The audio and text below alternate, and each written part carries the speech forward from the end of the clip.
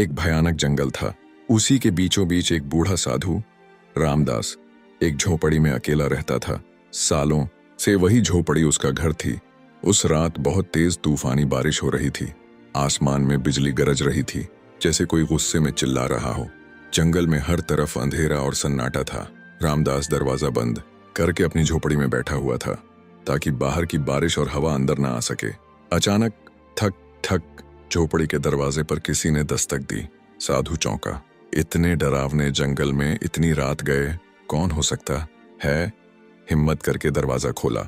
सामने एक नवयुवती कन्या खड़ी थी। बारिश में उसके कपड़े पूरी तरह भीग चुके थे। हर लकीर, हर शेप साफ नजर आ रही थी। वो खूबसूरत थी और डरी हुई भी।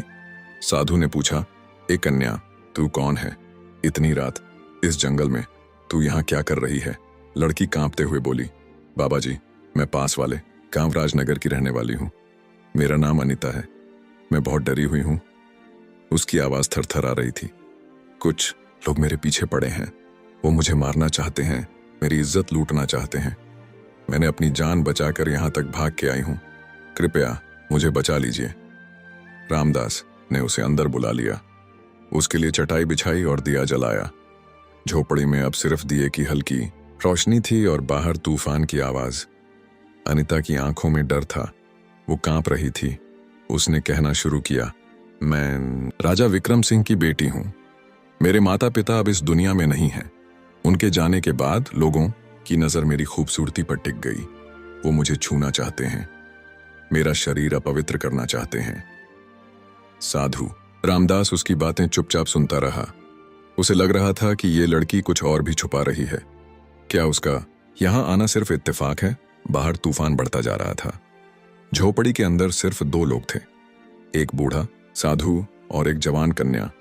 कुछ देर बाद अनीता बोली, बाबा, मैं बहुत डरी हुई हूं। क्या आज की रात आप मुझे यहां रहने देंगे? रामदास ने उसकी तरफ देखा। उसकी आंखों में मासूमियत और डर दोनों थे। बूढ़े बाबा ने कहा, हाँ बेटी, आज रात तुम यहीं रहो। ये झोपड़ी तुम्हारी भी है। अनीता चटाई पर लेट गई। साधु रामदास उसे देख रहा था। वो खुद को रोक रहा था, मगर उसके मन में कुछ चल रहा था, कुछ अजीब, कोई हलचल, कोई बेचैनी। सालों से सोए हुए जज्बात आज रात अचानक जाग उठे थे। रामदास के दिल में एक अजीब सी हलचल मची हुई थी। जवानी का जोश और प्यार की एक अनजानी दुनिया, सब कुछ उसकी आंखों के सामने घूमने लगा। वो मन ही मन सोच रहा था, ये रात कैसे कटेगी? मैं खुद को कैसे रोकूंगा? उसने आंखें बंद करके सोने की कोशिश की, पर नींद आंखों से कोसों दूर थी। अनीता की भीगी हुई छवि बार बार उसकी आंखों में तैर रही थी। दिल की धड़कन तेज होती जा रही थी। इसी बेचैनी में सिसकियों की आवाज आई। रामदास चौंक गया। वो झटपट उठा और अनीता के पास गया। देखा कि वो लड़की रो रही थी। उसने नरम लहजे में पूछा, ए अनीता, क्या हुआ? तुम क्यों रो रही हो? लड़की ने कपकपाते हुए जवाब दिया, मेरे साथ कुछ ऐसा हुआ है जो मैं किसी को नहीं बता सकती। रामदास की आंखों में हैरानी थी। ऐसी क्या बात है जो मुझसे भी नहीं कह सकती? कौन सा राज है जो छुपा रही हो? अनीता की आवाज और धीमी हो गई। मैं कोई अच्छी लड़की नहीं हूं बाबा। मैं बहुत प्यास से भरी हूं। मैं भटकी हुई हूं। और फिर उसने वो बात कह दी जिससे रामदास का खून सूख गया। मैं एक आम लड़की नहीं हूं, मैं एक भटकी हुई आत्मा हूं। रामदास का शरीर कांपने लगा। उसके पैरों तले जमीन खिसक गई। आत्मा? ये क्या कह रही हो तुम? मैं कैसे मानूं ये सब? अनीता ने नीचे देखना शुरू किया और फिर धीरे धीरे अपनी कहानी बताई। बहुत समय पहले मैं रानी राधा थी। एक आदमी था अर्जुन।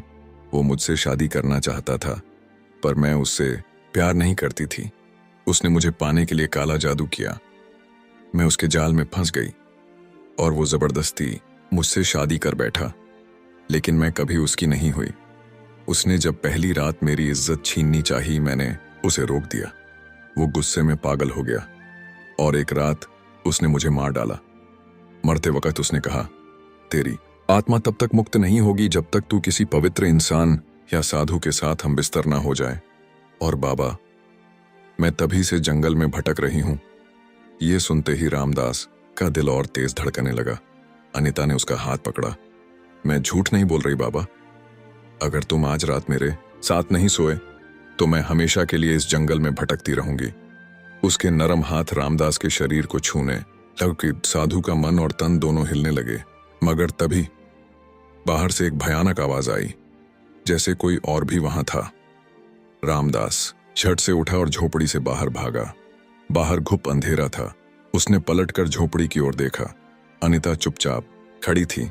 अचानक एक काला साया उसके सामने आया। आवाज गूंजने लगी, मैं वही हूं जिसने इस लड़की को तेरे पास भेजा है। वो वही साया था जिसने काले जादू से अनिता की आत्मा को सालों से बांध रखा था। वो जोर से हंसने लगा और बोला, साधु रामदास, तुम अब मेरे जाल में फंस चुके हो। तुम बच नहीं सकते।